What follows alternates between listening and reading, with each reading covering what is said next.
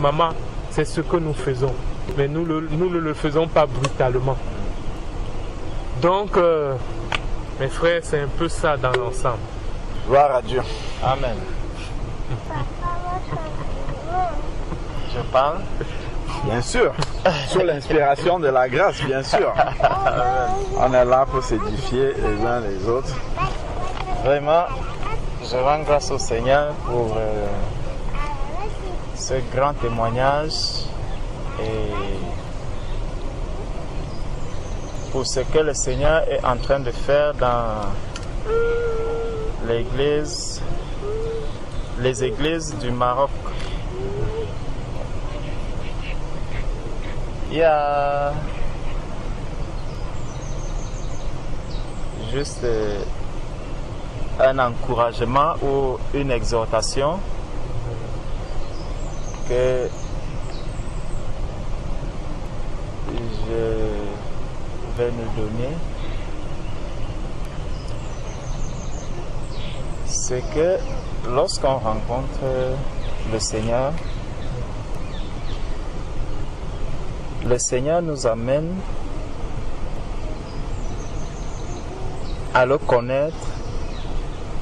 Si nous disons que nous rencontrons le Seigneur, c'est parce qu'au départ, nous n'étions pas avec lui. Donc, nous étions, comme lui-même dit, nous étions errants, chacun suivait sa propre voie. Et puis, à un moment donné, on rencontre quelqu'un qu'on ne connaissait pas. Lorsqu'on rencontre donc cette personne, on va chercher, avant de faire chemin avec cette personne, je vais d'abord me rassurer, est-ce que ce n'est pas un brigand? Est-ce que ce n'est pas quelqu'un qui est en train de fuir peut-être la prison? De sorte que quand on va nous voir ensemble, qu'on dise, ah, vous avez protégé un brigand. Vous êtes complice du meurtre que cette personne a commis.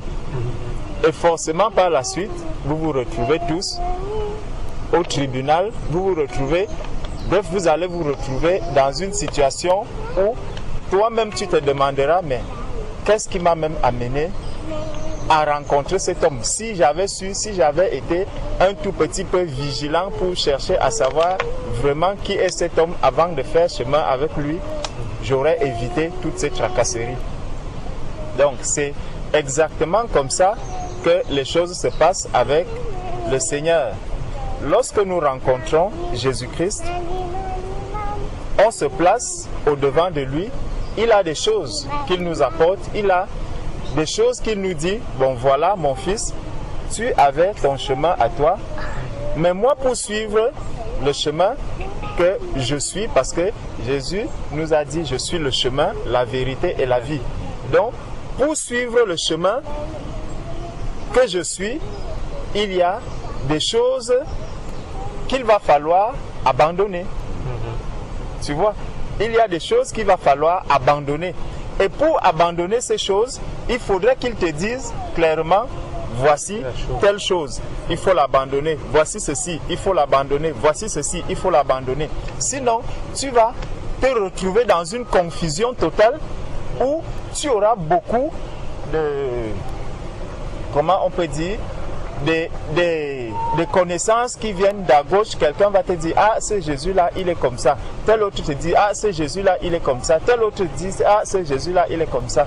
Mais où est-ce que tu vas donc trouver ce que Jésus te demande et où est-ce que tu rencontres même Jésus? Aujourd'hui, nous rencontrons Jésus d'une certaine manière.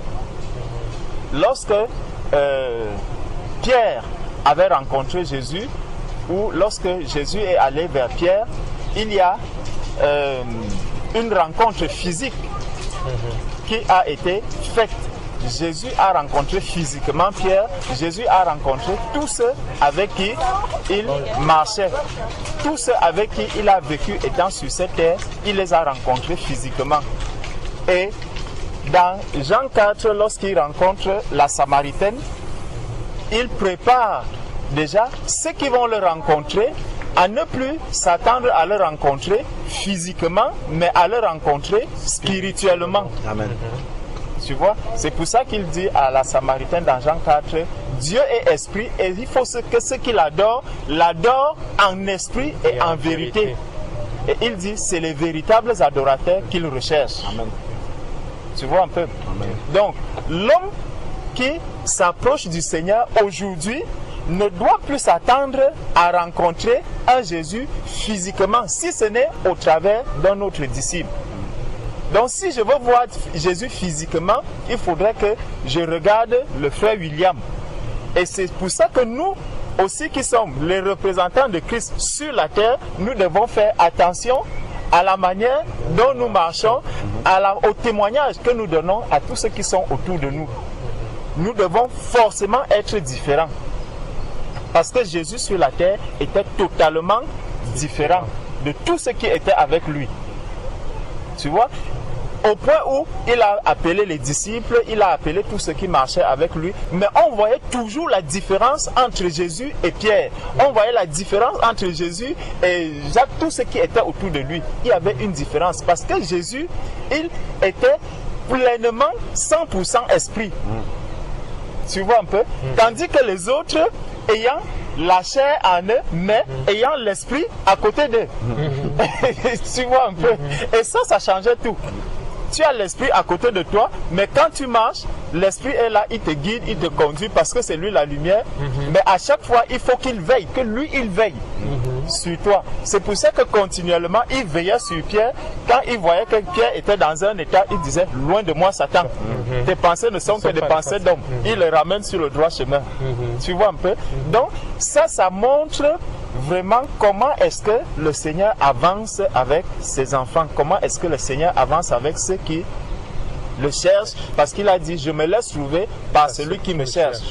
Aujourd'hui, nous, celui qui est né de nouveau, il reçoit le Saint-Esprit et il devient lui maintenant la lumière du monde pour éclairer ceux qui sont autour de lui. Amen. Donc, le Seigneur nous dit, si nous prenons déjà 1 Pierre à partir du verset 2, 1 Pierre 2 à partir du verset 2, il dit, désirez comme des enfants nouveau-nés le lait spirituel et pur, afin que par lui vous croissiez pour le salut. Le lait spirituel est pur, afin que vous croissiez pour le salut. Donc, il y a quelque chose qui est nécessaire, qui est utile pour nous, pour notre croissance. Tu vois, cette nourriture spirituelle, c'est le lait pur, non frelaté, parce qu'il dit le lait pur, il aurait simplement pu laisser en disant, désirez comme enfant nouveau-né le lait, ou même dit le lait spirituel, afin que par lui vous croissiez pour le salut. Mais il a ajouté un lait pur. Il faudrait que ce soit un lait pur. Donc ce n'est pas un lait qui a soit d'autres composants qui viennent diluer un peu la teneur du lait ou que nous recevons, ou un lait qui contient même des microbes, ou un lait qui contient des choses vraiment qui vont plutôt t'amener à avoir mal au ventre, à souffrir lorsque tu le prends. Tu vois un peu, il dit un lait pur, c'est un lait qui est vraiment pur. Et donc c'est un lait qui va connaître une transformation. Tu vois, le lait qui est pur, ce n'est pas...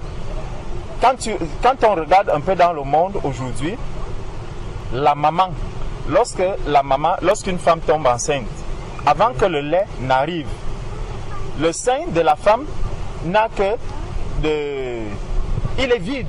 Je ne sais pas s'il y a peut-être un constituant à l'intérieur, mais au fur et à mesure que la grossesse avance, le sein de la femme aussi commence à grossir. Ça commence à grossir, ça veut dire que le lait est en train de se former. Donc tu vois, il y a une transformation, que ce lait que l'enfant va commencer à téter, ce lait aussi se transforme, il avance, il progresse, jusqu'à ce qu'il devienne quelque chose qu'un enfant qui va d'abord naître, parce qu'à la naissance, le lait n'est que de l'eau, en fait, c'est comme de l'eau. Et ça amène l'enfant vraiment à avancer, à grandir jusqu'au jour où cet enfant va, quand tu vas voir le lait qui sort, ça sera exactement un lait qui est déjà blanc. Donc il a vraiment pris la forme en fonction de la croissance de l'enfant. Donc chaque enfant de Dieu, tous ceux qui rencontrent le Seigneur vont aussi subir la même transformation. Donc, gloire au Seigneur parce qu'il ne donne pas à l'enfant qui a 9 mois le lait d'un enfant qui a un jour ou qui est né aujourd'hui. Mais maintenant, si l'enfant de 9 mois continue de téter le lait d'un enfant d'un jour, là, il va lui manquer beaucoup de choses. Tu vois? Il va lui manquer beaucoup de substance pour qu'il puisse convenablement grandir. Donc, le Seigneur dit, il faut ce lait pour que nous puissions croire, pour le salut. Donc c'est pour le salut que nous sommes appelés à croître. Ce n'est pas pour autre chose. Il y a un but, c'est le salut. Nous devons tous arriver au salut. Verset 3. Si vous avez goûté que le Seigneur est bon. Donc il donne une condition. C'est que lorsque je vais prendre ce lait, il faudrait déjà que j'ai goûté au Seigneur. Et lorsque je goûte au Seigneur, comment est-ce que j'ai trouvé que le Seigneur était? Est-ce que le Seigneur est bon à mon goût? Ça veut donc dire qu'il y a certains qui vont trouver que à leur goût, en fait, le Seigneur n'est pas bon. Parce que quand le Seigneur va apporter des choses en te disant, bon, là maintenant, aujourd'hui, j'attends que tu fasses ceci. Comme nous allons marcher ensemble, il est bon qu'on se connaisse, mon ami William. Nous devons nous connaître. Je sais que tu es quelqu'un qui est colérique, mais quand tu marches avec moi, je n'aime pas la colère. Tu vois, donc entendons-nous sur le point de la colère. Quand tu veux déjà te mettre en colère, pense à celui qui est à côté de toi. De sorte que chaque fois que la colère arrive, si je tourne les regards, je dis non, je dois arrêter cette colère. Amen. Tu vois, on va voir ça dans le renoncement des œuvres mortes. Amen. Ça, c'est les œuvres mortes auxquelles nous devons renoncer lorsque nous avançons avec le Seigneur. Donc, le Seigneur dit, si vous avez goûté que le Seigneur est bon, approchez-vous de lui, pierre vivante. Tu vois, approchez-vous de lui, pierre vivante. Bon, si nous nous arrêtons, nous gardons un doigt dessus. Prenons Luc 24. Luc 24, verset 5.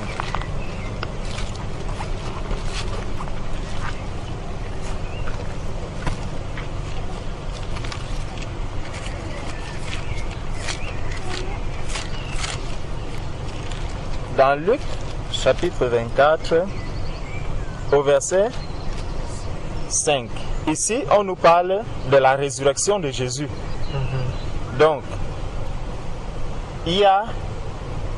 Commençons au verset 1 pour bien comprendre le cadre. Le premier jour de la semaine, elles se rendirent au sépulcre de grand matin, portant des aromates qu'elles avaient préparés. Elles trouvèrent que la pierre avait été roulée. Bon, ici, est-ce que c'est une pierre vivante ou une pierre morte? C'est une pierre morte. Voilà, c'est une pierre morte. Donc, la pierre morte avait été roulée devant le sépulcre. Et étant entrées, elles ne trouvèrent pas le corps du Seigneur Jésus. Comme elles ne savaient que penser de cela, voici deux hommes apparurent en habits resplendissants. Saisies de frayeur, elles baissèrent le visage contre terre. Mais il leur dit, pourquoi cherchez-vous parmi les morts celui qui est vivant? Pourquoi vous allez chercher une pierre vivante là où il y a de la mort, dans les pierres mortes? Comment vous pouvez aller chercher une pierre vivante dans les pierres mortes? C'est quelqu'un qui dit qu'il a reçu le Seigneur, qu'il marche avec le Seigneur Jésus-Christ ici, depuis la résurrection. Les deux hommes qui sont venus rencontrer les femmes qui venaient embaumer le corps, Les deux hommes lui ont dit que vous venez chercher celui qui est vivant parmi les morts. Ici, il y a exactement la pierre qui était morte, qui était posée dessus, et il y avait celui qui est la pierre angulaire vivante qui était en dessous, mais on lui dit que non, il ne peut pas rester sous une pierre morte.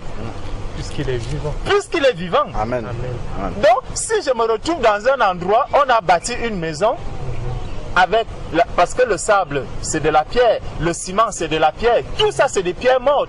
Mais vous dites que maintenant, ce Seigneur, je vais le retrouver à l'intérieur d'une pierre morte. C'est qu'il y a un problème.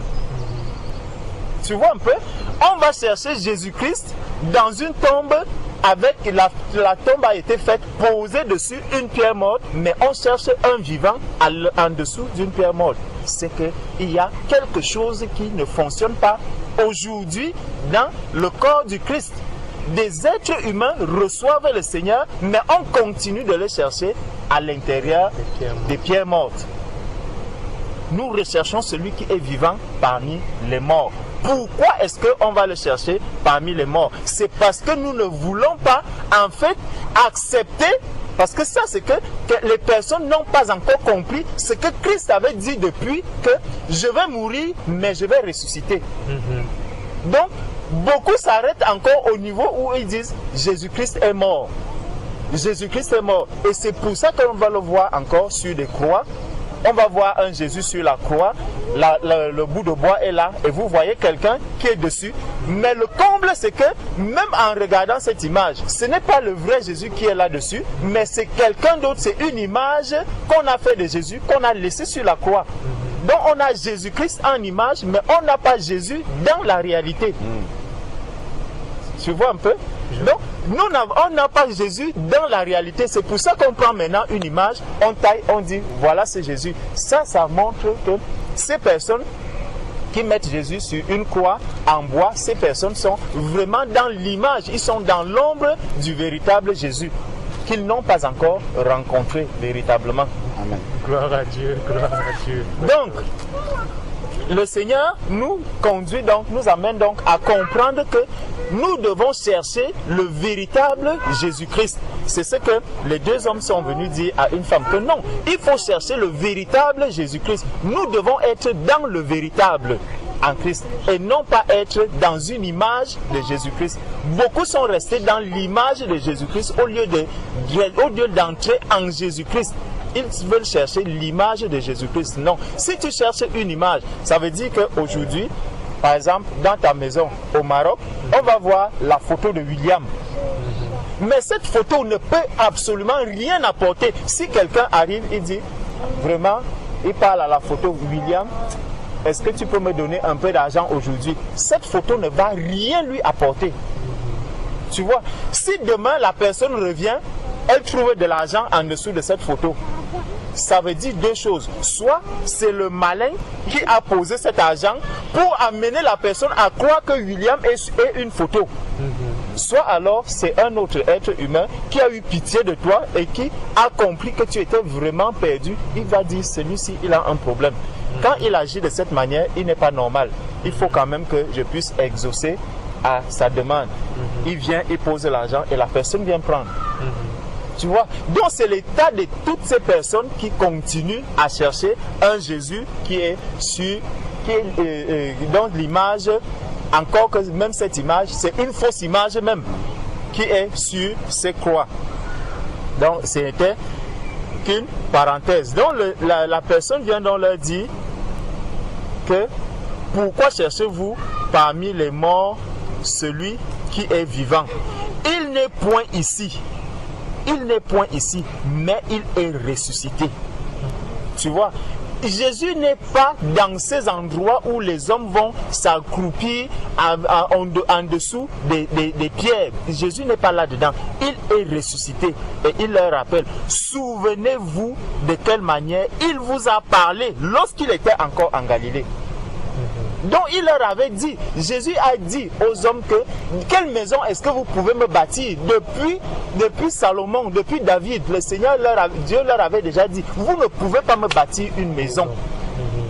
Vous ne pouvez pas me bâtir une maison. Je fais du ciel mon trône et de la terre mon marchepied. Quelle maison est-ce que vous pouvez me bâtir? Il n'y a aucune maison. Vous venez chercher quelqu'un qui ne peut pas entrer dans une maison. Pourquoi vous voulez faire entrer, réduire Jésus au point de le faire entrer dans la maison? L'être humain, nous, à cause de nous, Dieu s'est réduit au point de devenir un être humain. Nous l'avons réduit à ce point-là. Comme si cela ne suffisait pas, on l'a même réduit au point de devenir un brigand qui a été cloué à la croix. Aujourd'hui, Jésus est mort, ressuscité, monté au ciel. On veut encore le ramener, le réduire pour maintenant le maintenir sous 4 murs. Vraiment, mes frères, l'être humain, qu'est-ce que nous voulons faire de ce Dieu-là? Qu'est-ce que Jésus a autant fait de mal à l'être humain pour qu'on continue toujours à vouloir l'amener, à l'humilier, c'est peut-être jusqu'à la fin des temps que l'être humain va chercher à humilier le Seigneur Jésus. Mais n'oublions pas une chose, Dieu a accompli un miracle. Dieu a accompli de très grandes choses au point où, quand on regarde, il y a eu l'ancienne alliance, la nouvelle alliance. Jésus est venu sur la terre, il a été humilié une fois, Jésus ne va pas être humilié une deuxième fois. Donc nous pouvons tout faire aujourd'hui ce que nous voulons. Jésus est déjà venu sur la terre. Il a été traité comme un brigand. Il a été maltraité, insulté, cloué, fait tout ce que l'on l'a fait. On l'a pris, on l'a cloué à la croix, il est mort, on l'a enterré. Les hommes l'ont enterré, il est ressuscité. Maintenant on dit qu'il a le nom au-dessus de tout nom. Et au nom de Jésus, tout genou fléchit dans le ciel, sur la terre et sous la terre. Ça, cette position, elle ne va plus changer. Elle ne va plus changer. Désormais, c'est la place que Jésus occupe. Ceux qui continuent de chercher Jésus dans 4 murs, ceux-là sont en train de chercher un Jésus qui n'est pas encore ressuscité. Ce Jésus qu'on avait enterré. Ce Jésus sur lequel on avait posé une pierre morte. Donc, nous ne devons pas chercher Jésus dans ce sépulcre. Jésus n'est pas resté au sépulcre, mais il est ressuscité. Il est ressuscité. Donc, il dit, il n'est point ici, mais il est ressuscité. Souvenez-vous de quelle manière il vous a parlé lorsqu'il était encore en Galilée. Et qu'il disait, il faut que le Fils de l'homme soit livré entre les mains des pécheurs, qu'il soit crucifié et qu'il ressuscite le 3e jour. Et elles se ressouvinrent des paroles de Jésus-Christ. Donc, c'est en rappelant ces paroles, comme tu disais mon frère, qu'il faut à un moment que je puisse leur rappeler, que je puisse leur poser la vérité devant eux, que je puisse leur dire, voici comment est-ce que Jésus veut qu'on l'adore. Jésus ne veut pas qu'on l'adore sous un joug humain. Jésus ne voudrait pas qu'on l'adore sous une pression quelconque, où c'est un homme qui va nous dire que vous devez faire ceci, vous devez marcher comme ceci, vous devez faire telle chose, vous devez aller maintenant annoncer la parole à tel endroit, vous devez faire ceci. Non, ce n'est pas comme ça que le Saint-Esprit utilise ses enfants. Le Seigneur Jésus utilise ses enfants comme il veut. Dès qu'il t'appelle pour son œuvre, tu restes comme l'apôtre Paul, comme Saul avait dit, que veux-tu que je fasse? Il te dit, va à Montgeron, il y a William qui t'attend là-bas, tu te lèves, tu te diriges à Montgeron, il passe dans les eaux du baptême, tu te relèves, tu continues ton chemin. Après, il va te dire, va à Lyon, il y a des personnes là-bas, tu te lèves, tu y vas. Il y a telle personne à tel endroit, c'est comme ça. Tu ne vas pas attendre que telle personne vienne te dire, voilà, aujourd'hui, j'ai décidé que toute la communauté va se diriger à Montgeron parce que c'est là-bas que nous devons faire et poser telle action. Non, cela peut se passer à un moment bien précis, mais il ne faudrait pas que ça soit régulier. Quand ça devient régulier, c'est que c'est déjà conduit par un homme. Tu vois, ce n'est plus, voilà, ce n'est plus le Saint-Esprit qui est en train de nous conduire. C'est pour ça que le Seigneur dit que celui qui a le Saint-Esprit, il est comme le vent. Amen. Amen. Il est comme le vent. Tu vois, donc il souffle, tu ne sais pas où est-ce qu'il va, où est-ce qu'il va arriver, où est-ce qu'il va s'arrêter. Il marche comme ça. Tu avances, le Seigneur te dit seulement va. Vas-y. Et au fur et à mesure, il te déroule son programme à lui. Donc, revenons dans 1 Pierre.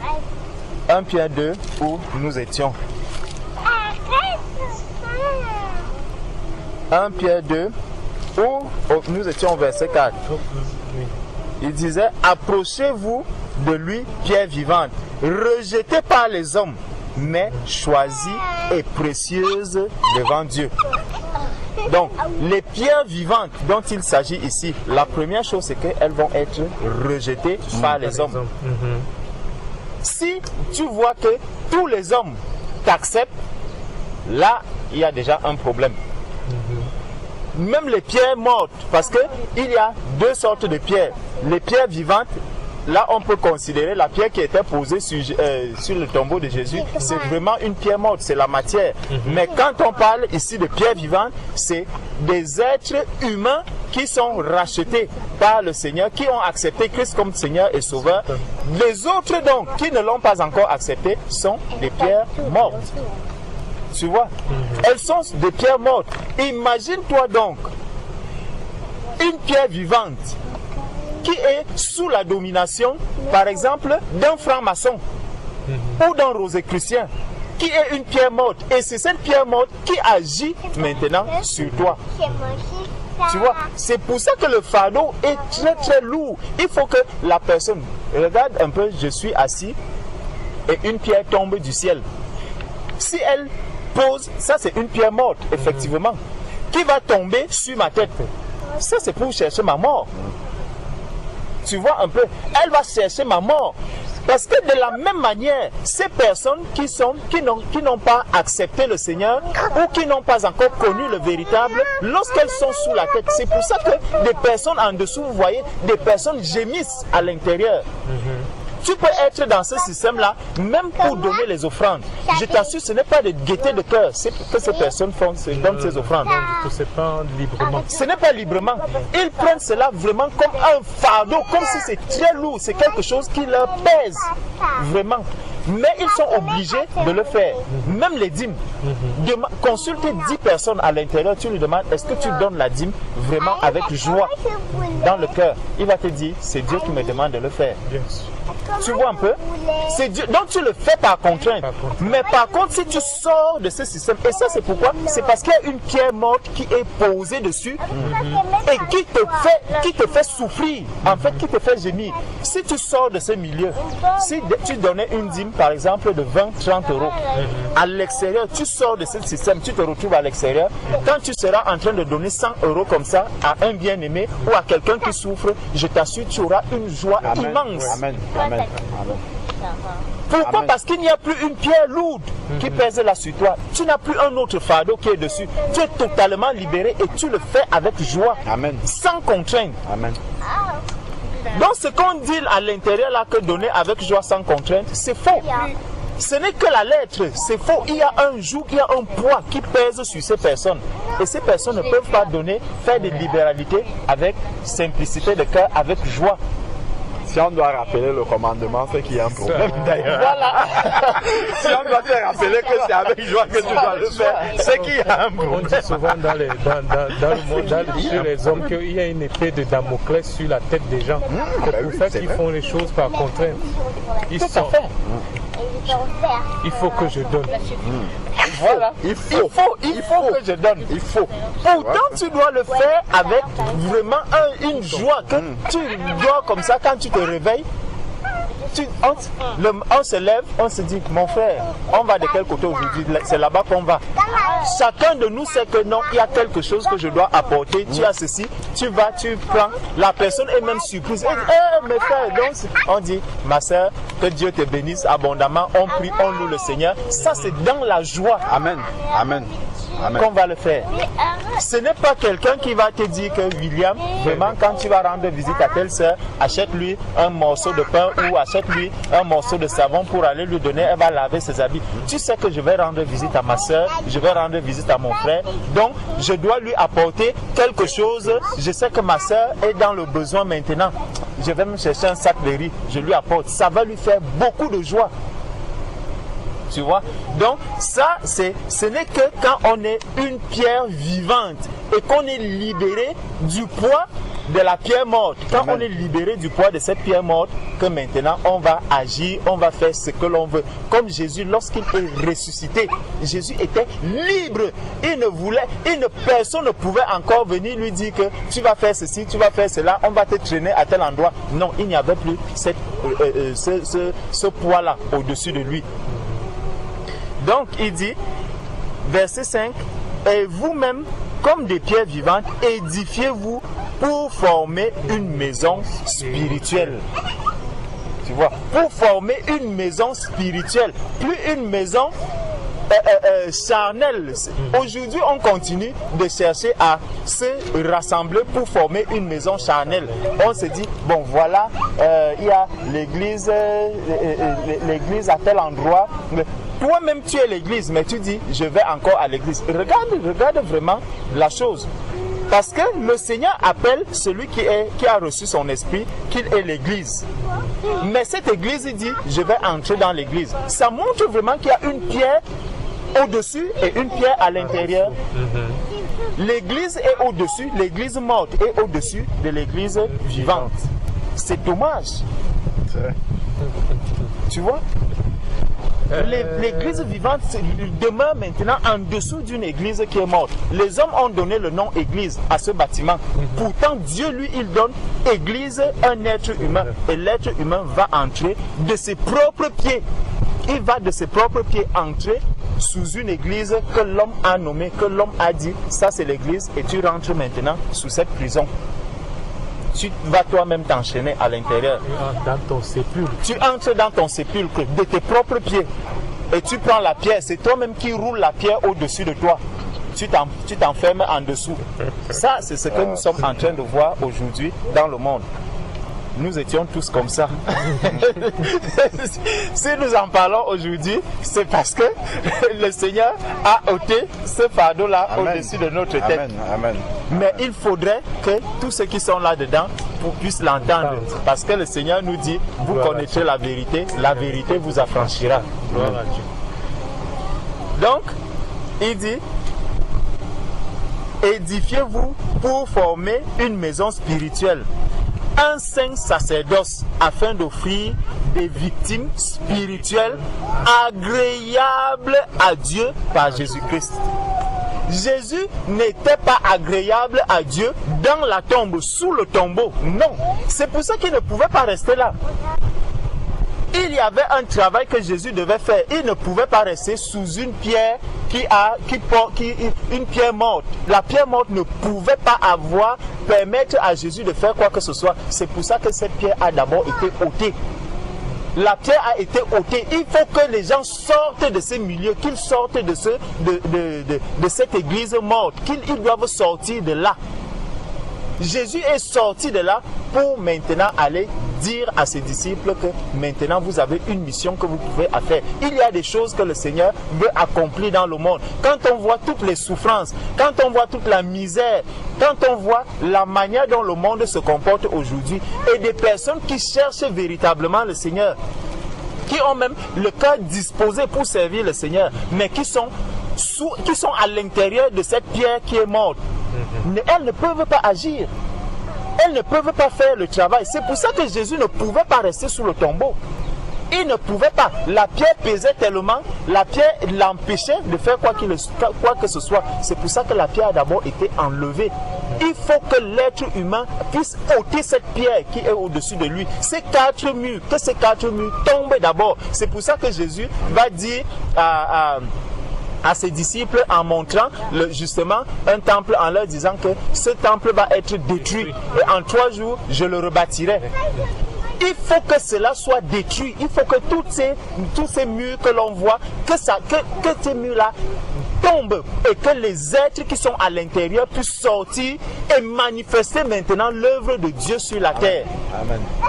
Il faut que tout cela tombe. Il faut que tout ça, que ça soit détruit. Là, l'Esprit de Dieu va agir, il va se manifester dans le monde. Quand nous voyons autant de ténèbres, nous disons à l'intérieur, les gens s'asseyent, ils disent vraiment prions pour le monde, prions pour le monde. Vous allez prier sous quel monde? Vous êtes sous le joug du monde et vous voulez prier pour le monde. Vous ne pouvez rien renverser dans le monde. Et plus les gens prient comme ça, plus vous voyez comment est-ce que le monde ne fait que s'avancer. Il faut donc qu'on se pose des questions. Est-ce que nous avons emprunté le bon chemin? Est-ce que nous prions vraiment là où nous devons prier? Est-ce que nous élevons les prières qui traversent vraiment cette pierre morte qui est posée au-dessus de nous? C'est des questions que l'on ne se pose pas. Lorsque Jésus était dans le tombeau, c'était bien le Fils de Dieu. Il était bien le Fils de Dieu, mais il y avait la pierre au-dessus de lui. Donc à l'intérieur de ces bâtiments, il y a bien des enfants de Dieu qui s'y trouvent. Mais ils sont sous une pierre morte. Il faut qu'ils sortent de là. Il faut qu'ils sortent de là. Absolument, il faut qu'ils sortent de là. Pour vivre librement la vie de Christ sur la terre. Pour manifester vraiment le fruit de l'esprit sur cette terre. Sinon, il y a un problème et ils ne pourront pas avancer sereinement sur le chemin étroit. Verset 6. Car il est dit dans l'Écriture, voici, je mets en Sion une pierre angulaire, choisie, précieuse. Et celui qui croit en elle ne sera point confus. Que de confusion dans ces bâtiments. Que de confusion. Je dis la majorité des personnes qui sont dans ces milieux. Si tu regardes bien, demande à cette personne, est-ce que tu te sens vraiment libre dans ce milieu? Une bonne partie va te dire que non. Et c'est pour ça que tu vois beaucoup de personnes, quelqu'un, à un moment donné, il te dit non, je suis fatigué. Je suis fatigué, il va rester chez lui un temps, il revient. Et tu vois, quand on va parler, on va voir un peu les œuvres mortes. Ça, c'est des œuvres mortes que les hommes qui sont sous cette tombe, sous cette pierre morte, subissent. Ils subissent cette pression, La pression devient tellement lourde que les personnes se disent non, je ne peux pas servir Dieu. C'est tellement difficile. C'est tellement pénible de servir Dieu. Je n'arrive même pas à progresser. Je n'arrive même pas. Il va commencer à voir tout ce qui ne va pas dans sa vie. C'est sur ça, en fait, il est dans la confusion totale. Il se demande, mais comment est-ce que je peux dire je sers Dieu et je me retrouve toujours dans ces situations. Je sers Dieu et je me retrouve. En fait, tu es en train de servir l'image de Dieu. Ce n'est pas Dieu que tu es en train de servir. Tu sers l'image de Dieu. Si tu connaissais véritablement ce Dieu que tu servais, comme Jésus avait dit à la Samaritaine, si tu connaissais celui qui te demande de l'eau, si tu connaissais celui-là, donc si ces personnes connaissaient vraiment ce que Dieu a dit de ses enfants, ce que Dieu a dit concernant la souffrance de ses enfants sur cette terre, on ne serait pas en train de se plaindre autant, on ne serait pas en train de pleurer autant, mais en fait, on se plaint autant, on pleure autant, parce que ce n'est pas le véritable Dieu qu'on sert, mais on sert l'image de Dieu. Donc, le Seigneur nous dit donc, voici, verset 7, l'honneur est donc pour vous, l'honneur est donc pour vous qui croyez, mais pour les incrédules, la pierre qu'ont rejetée, ceux qui baptisaient est devenue la principale de l'angle, une pierre d'achoppement et un rocher de scandale. Tu vois, donc lorsque tu vas apporter la lumière à ces personnes, mon frère, ne t'attends pas à ce qu'on te passe la pommade dessus. Là, tu vas attaquer l'ennemi sur son propre territoire. Attends-toi à sortir de là avec des égratignures sur le corps. Attends-toi à sortir de là avec des bonnes flèches. Des flèches, parce qu'on ne va pas te laisser tranquille. On va vraiment t'assommer. Et tout ça, c'est pourquoi? Parce que ceux qui n'ont pas encore reçu la vérité ont encore des choses. Ils ont encore des choses du monde, des choses de la mort qui sont encore en eux. C'est pour ça que le Seigneur nous dit que si quelqu'un, quand on regarde le processus de la conversion, le Seigneur commence toujours par la repentance. La repentance, donc renoncer à toutes ces œuvres mortes, renoncer à tout ce qui est mort en nous. Si nous prenons Hébreux chapitre 9, Hébreux chapitre 9, verset vers le verset 14. C'est bien ici. 14. Oui. Voilà. Donc, Hébreux chapitre 9. Commençons au verset 11. C'est le verset 14 qui va nous intéresser. Verset 11. Mais Christ est venu comme souverain sacrificateur des biens à venir. Il a traversé le tabernacle plus grand et plus parfait qui n'est pas construit des mains d'hommes.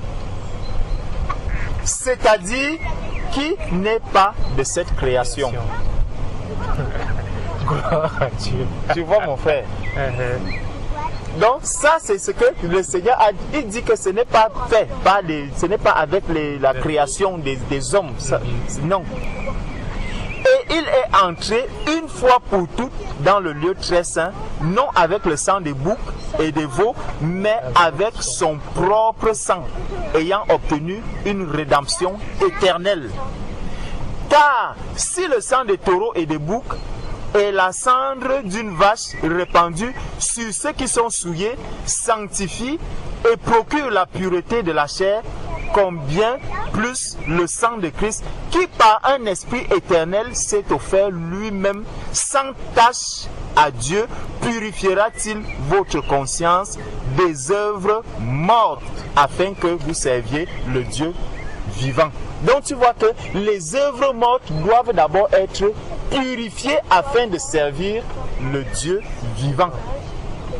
Le Dieu vivant, ce n'est pas pour rien qu'on a mis Dieu vivant. Donc il peut aussi avoir un Dieu mort. Et quand tu vas rencontrer, par exemple, regarde ces temples que les hommes construisent. Va un peu te placer sur ce temple, tu commences à mettre les écriteaux, tu commences à faire des dessins et tout et tout. Mais on va non seulement commencer à te maudire, parce que tu as écrit dessus, parce que tu as mis quelque chose dessus, parce qu'on va te dire non, non, non, c'est un lieu saint. Quand tu entres généralement dans ce temple, on met saint, saint, saint. L'Éternel est dans son saint temple. La question donc, c'est qui est-ce qui est saint? Est-ce que ce sont ces 4 murs? Donc, ils ont fait de ces 4 murs-là un Dieu. Lorsqu'il arrive, lorsque quelqu'un entre dedans, il te dit, non, je suis dans la présence de Dieu. Je suis dans la présence de Dieu. Il peut passer 4 heures de temps assis à l'intérieur. Il te dit, vraiment, quand je suis ici, j'ai la paix. Quand je suis ici, j'ai la paix, je suis en paix, ma conscience est apaisée. Un jour, on était allé évangéliser et on a rencontré une dame. La dame était en train de... on ne la connaissait pas, on a commencé à causer avec la dame et la dame nous dit qu'elle va prier. On a dit ok, on l'accompagne, on est arrivé... Curieusement, la dame allait prier dans un temple catholique. Elle était catholique. On se demande qu'est-ce que nous devons faire maintenant. Mon frère et moi, on s'est dit, bon, c'est une âme. On ne va pas la laisser à cause d'une pierre morte. Il faut qu'on y entre. On est entré sous la pierre morte, mon frère, avec nos propres pieds. Vous êtes entré dans le sépulcre. Dans le sépulcre. Il fallait sortir un mort du sépulcre. Il fallait sortir un mort du sépulcre. On est entré dans le sépulcre, mon frère. La pierre s'est posée dessus de nous. Nous étions sur le sépulcre. Le prêtre qui était là a fini de faire sa messe et tout. Maintenant, la femme sort. Qu'est-ce que la femme fait? Elle commence maintenant à parcourir tous les, je ne sais pas, ils appellent ça quoi, soit des statues, des saints qui sont à l'intérieur. Mon frère, c'est lugubre. C'est lugubre. Il faut avoir du courage pour parcourir. Vraiment, déjà, la lumière est tellement sombre et tout et tout. C'est vraiment une sensation de mort à l'intérieur. Exactement. Et la dame parcourait tout cela. On la suivait, mon frère, dans le tunnel de la mort. On était à l'intérieur, on suivait. La femme a parcouru toutes ces statues. elle est sortie et elle nous dit que quand elle fait ce tour-là, elle a la paix. Sa conscience est tranquille, elle est apaisée. Mon frère, la mort apaise les êtres humains sur la terre. Je t'assure, c'est impressionnant quand tu vois tout ça. Et il y a des personnes qui se réjouissent, qui restent à l'intérieur quand tu vois tous ces titres, en fait. Tous ces titres qu'on donne même dans ces milieux-là. Pourquoi on donne ces titres? En fait, c'est parce qu'on se rend compte que vraiment, quand on va enterrer une personne, tu vas voir celui-ci, on va le mettre dans un beau cercueil, un cercueil qui est très bien, qui est bien orné. Quand on le prend, on le met à l'intérieur, on va te dire que c'est un grand. Tu vois? Donc, en fonction de la qualité du cercueil, de la qualité des funérailles que la personne a eu, de tout ça, on va te dire que cette personne est gradée, que c'était quelqu'un de bien. Tu vois? Mais quand on l'enterre, la question c'est, est-ce que celui-là devant Dieu est vraiment grand ou est-ce qu'il est petit? Tu vas voir quelqu'un d'autre qui est aussi à l'intérieur, mais qui va mourir lorsqu'il meurt, on l'enterre dans un petit cercueil. En tout cas, tous ces grades que les hommes donnent sur les cercueils, c'est comme ça aussi que dans ces milieux-là, tu vas voir tel, on va dire tel, c'est un ancien, tel autre c'est un président des jeunes, tel autre c'est un président de ceci. Ils ont des grades à l'intérieur. Ces grades, c'est aussi... Parce que plus tu es déjà gradé là-bas dedans, plus il t'est aussi difficile d'en sortir. Tout à fait. Plus tu es gradé dans ce milieu et plus il t'est difficile de sortir de là. Tu vois un peu? Parce que tu es tellement enchaîné par la gloire du monde, tu es tellement enchaîné par les honneurs que les hommes te donnent au point où tu ne connais plus le Dieu vivant. Tu n'arrives plus à servir le Dieu vivant. Tu te retrouves en train de servir maintenant une pierre morte. Tu te retrouves en train de servir un Dieu qui est mort. Parce que soit on t'a dit, tu es le responsable de toute la communauté de ceci.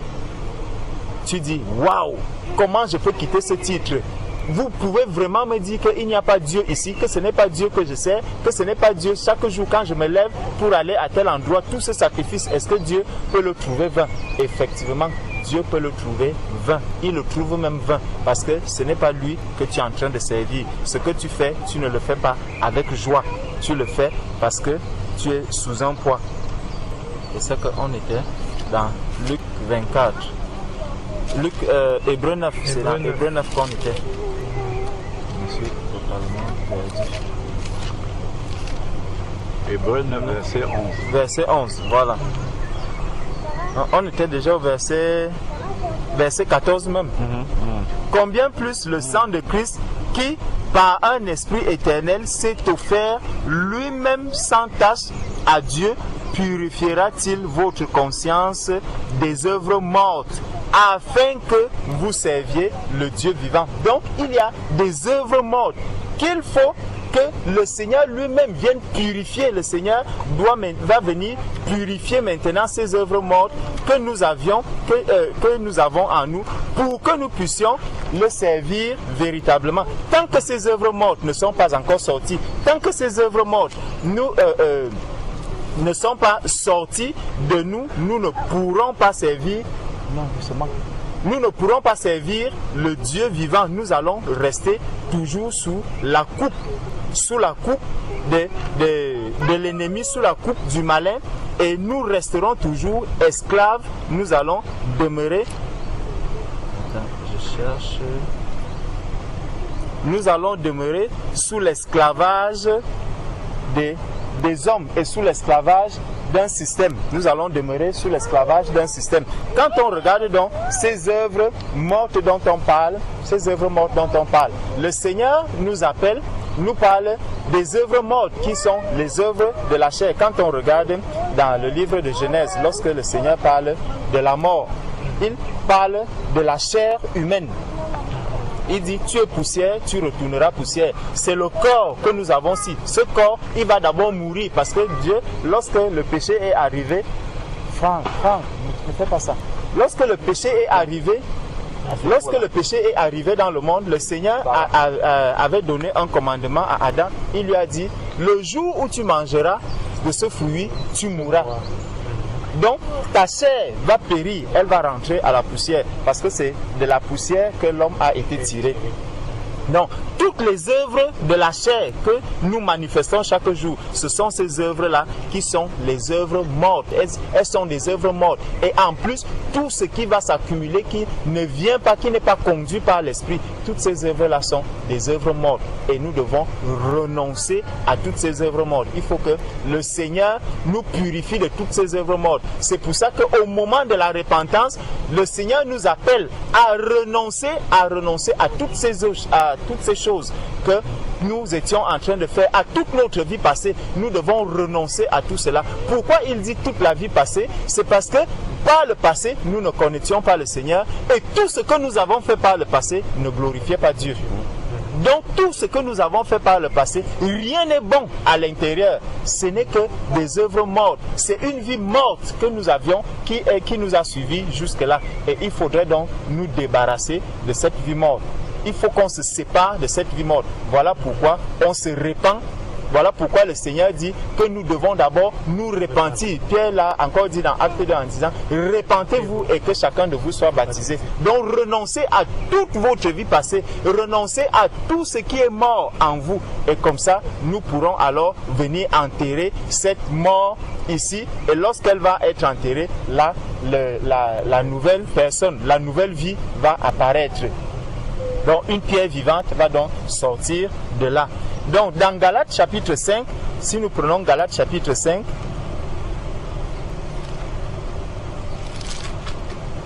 à partir du verset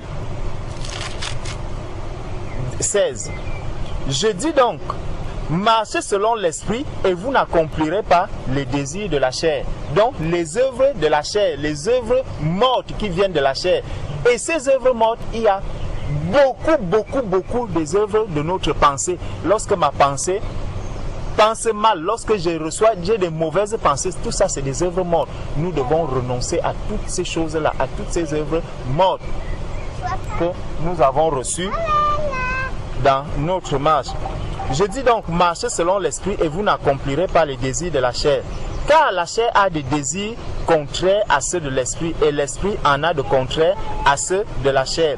Ils sont opposés entre eux, afin que vous ne fassiez point ce que vous voudriez. Si vous êtes conduit par l'esprit, vous n'êtes point sous la loi. Tu vois, ceux qui sont conduits, ceux qui ne sont pas conduits par l'esprit, ils se retrouvent, comme tu disais, j'ai suivi un système pour m'accommoder. Là, on s'accommode, ce n'est pas par l'esprit. L'esprit ne s'accommode pas. On s'accommode, c'est déjà par la chair.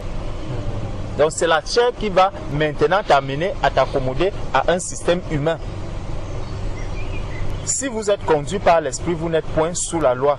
Or, les œuvres de la chair sont manifestes. Ce sont l'impudicité, l'impureté, la dissolution, l'idolâtrie, la magie, les inimitiés, les querelles, les jalousies, les animosités, les disputes, les divisions, les sectes, l'envie, l'ivrognerie, les excès de table, les choses semblables. Je vous dis d'avance, comme je l'ai déjà dit, que ceux qui commettent de telles choses n'hériteront point le royaume de Dieu.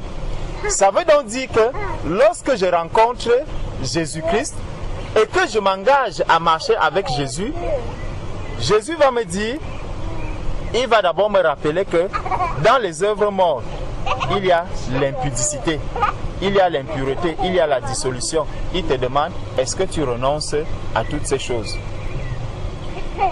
Si je suis impudique, il te propose le contraire d'impudique, c'est quoi? Pudique. Il te dit, mon frère, ma soeur, il faut désormais que si tu veux marcher avec moi, que tu sois pudique. Parce que j'ai rencontré le Seigneur, l'impudicité ne devrait plus exister dans ma vie. Maintenant, je dois être pudique dans tout ce que je fais. Dans ma marche quotidienne, je dois rester pudique. L'impureté, j'ai rencontré le Seigneur. Père, je sais que l'impureté est une œuvre de la chair. Si je dois marcher par l'esprit, il faut que je quitte l'impureté pour marcher dans la pureté, que je devienne pur. Parce que le temple du Seigneur doit être pur. On dit souvent que la maison de l'Éternel est pure. Il faut purifier, il faut faire ceci. Ça, c'est ce que moi-même, je dois être maintenant. Je dois être pur, je dois avoir une conscience pure dans tout ce que je fais. Donc, l'impureté disparaît. La dissolution, est-ce que je vais continuer dans la dissolution? Non, il faut que dans ma marche, que je sois vraiment le contraire de dissolution. C'est quoi? Dissoudre. Dissoudre. Frère Alain, au contraire de dissoudre. De dissoudre. Si je ne dois pas dissoudre, c'est... Je crois que la dissolution, c'est un peu proche de l'hypocrisie, non? C'est un peu proche de l'hypocrisie. Il faut que tu sois clair, en fait. Clair, honnête, voilà. Il faudrait que je sois honnête, si j'avais l'habitude de dissoudre les choses, il faudrait maintenant que l'honnêteté prenne la place parce que j'ai rencontré Jésus-Christ. Lorsque je vais marcher dans l'idolâtrie, il faut que l'idolâtrie puisse tomber parce que je ne sais pas quel est le contraire d'idolâtrie. Idole, tu as une idole. Il faudrait que Christ devienne maintenant celui que je vais idolâtrer, que je sorte des idoles humaines, mais que je puisse dire désormais que je vais adorer mon Dieu. C'est Christ seul que je vais adorer, que je ne sois plus en train d'adorer qui certains adorent même la banane, certains adorent le pain, certains adorent la nourriture, bref, on adore toutes sortes de choses aujourd'hui, mais il faudrait que l'on puisse arriver à adorer le Seigneur, Dieu seul, c'est lui que nous devons adorer. La magie, je dois quitter la magie, les inimitiés. Comment est-ce qu'on va connaître que cette œuvre morte est sortie, que j'ai renoncé à cette œuvre morte? Lorsque je vais voir les inimitiés, lorsque je vais voir que j'ai toujours des problèmes avec des personnes, il faut que je commence maintenant à chercher à renoncer à ces problèmes pour avoir aussi des amis. Que les personnes, quand elles me voient, qu'elles puissent dire, ah vraiment, ce garçon, c'est un garçon bien, malgré le fait qu'il ne fait pas les choses comme nous tous, mais quand même c'est un garçon qui est bien. Ce n'est pas quelqu'un qui est méchant, ce n'est pas quelqu'un qui est ceci, mais cela ne veut pas dire que je dois me faire des amis dans le monde. Non, parce que le monde ne va jamais t'accepter comme ami tant que tu lui dis si tu lui dis la vérité. Mais si tu te compromets, là tu vas commencer à avoir des amis dans le monde.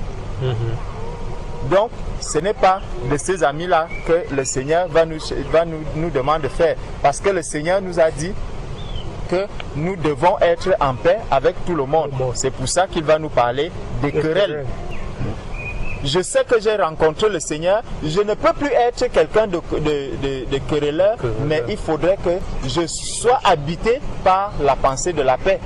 Que je sache que partout où je suis, je dois apporter la paix. Je dois rechercher la paix avec tous les hommes, autant que cela dépend de moi. Je dois apporter la paix. Je dois être en paix avec tous ceux qui sont autour de moi. Les jalousies, je dois bannir la jalousie. Il ne devrait plus. Je dois plutôt être dans la joie de voir comment mon frère progresse. Je dois être dans la joie de voir que mon frère, le Seigneur est en train de le bénir, que le Seigneur est en train de l'amener vraiment, si c'est dans le service, que mon frère est vraiment en train de progresser dans le service. Quand mon frère fait un service dans le Seigneur, par le Saint-Esprit, cela doit être une très grande joie pour l'Église. Cela doit être une très grande joie pour celui qui a connu Christ. Mais tu vas te rendre compte que parfois, quand tu regardes un peu dans ces dénominations, tu vas même entendre que tel est mort parce qu'on l'a empoisonné. Et quand on demande on va commencer à soupçonner les autres anciens, tu te demandes, mais est-ce que ça, c'est encore l'Église du Seigneur? Est-ce que ça, c'est encore l'Église du Seigneur? Et quand tu vas creuser, on te dit, oh, c'était un ancien qui était tellement bouillant, c'est quelqu'un qui servait beaucoup le Seigneur, c'est quelqu'un qui était vraiment zélé pour l'Évangile, mais ceux qui étaient autour de lui l'ont empoisonné, il est décédé. Tu te demandes, est-ce que c'est vraiment l'Église du Seigneur? Où les gens vont se mettre à bagarrer parce qu'ils discutent les offrandes, ils vont bagarrer parce qu'ils discutent telle ou telle chose qui se retrouve dans le sépulcre. tu te demandes donc, est-ce que c'est vraiment le Dieu vivant qu'ils sont en train de servir? Donc, les jalousies, ça c'est des œuvres mortes que nous devons abandonner. Les animosités, les disputes, les divisions, les sectes. Les divisions, les sectes. Souvent, tu vas voir que certaines personnes, même quelqu'un est même sorti de ce milieu, il arrive à l'extérieur, il regarde, il a toujours le regard fixé dans le sépulcre. Il regarde toujours le sépulcre. Il avance, mais le regard est toujours sur le sépulcre. Il se dit, ah, sous le sépulcre là-bas. Parce qu'à l'intérieur du sépulcre, il n'y a pas que des mauvaises choses. Hein. Dans le sépulcre, tu es couvert. Donc, la chaleur ne te touche pas. Tu vois, donc c'est comme si tu étais sous la climatisation. Le sépulcre est climatisé, puisque c'est sous la terre, c'est bien couvert. Tu vois, et en plus, il y a une pierre qui se pose dessus, qui vient encore te rafraîchir en dessous. Voilà pourquoi beaucoup s'endorment à l'intérieur. Beaucoup ne veulent pas sortir de là parce qu'ils sont dans la fraîcheur. Quand tu vas sortir, c'est le soleil que tu vas rencontrer, il va commencer à te frapper sur la tête. Tu vas commencer à rencontrer des difficultés. Mais sous la tombe, tu es tranquille. Tu ne rencontres pas les autres êtres humains. Tu vas rencontrer les fourmis et autres. Et tu sais que depuis le jardin d'Éden, Dieu a donné l'autorité à Adam de donner un nom aux fourmis. Donc, je peux dominer ces fourmis. Je vais chasser les fourmis, je vais faire tout ce que... Dans le sépulcre, on s'y plaît. Parce qu'il n'y a pas ces combats. Donc, verset 21, l'envie, l'ivrognerie, les excès de table et les choses semblables, je vous dis d'avance, comme je l'ai déjà dit, que ceux qui commettent de telles choses n'hériteront point le royaume de Dieu. Après, il y a le fruit de l'esprit qui apparaît. Donc, c'est dans cette croissance maintenant, dans la croissance spirituelle, comme un arbre, l'arbre doit pousser, il doit donner à un moment donné des feuilles, les feuilles, des branches, de ces branches-là, le fruit va commencer à apparaître. Le fruit va commencer à apparaître. Et c'est comme ça aussi avec notre croissance spirituelle. Lorsqu'on a rencontré le Seigneur, il faudrait que l'on puisse comprendre qu'est-ce que le Seigneur attend de nous, qu'est-ce que le Seigneur veut que je produise comme fruit. Et quand je regarde ma vie, est-ce que ce fruit apparaît déjà? Si ce fruit n'apparaît pas, il faudrait que je puisse dire, Seigneur, ceci je vois que c'est encore une œuvre morte. Je te prie d'enlever cela parce que nous avons vu tout à l'heure que c'est le Seigneur qui vient nous purifier de toutes ces œuvres mortes.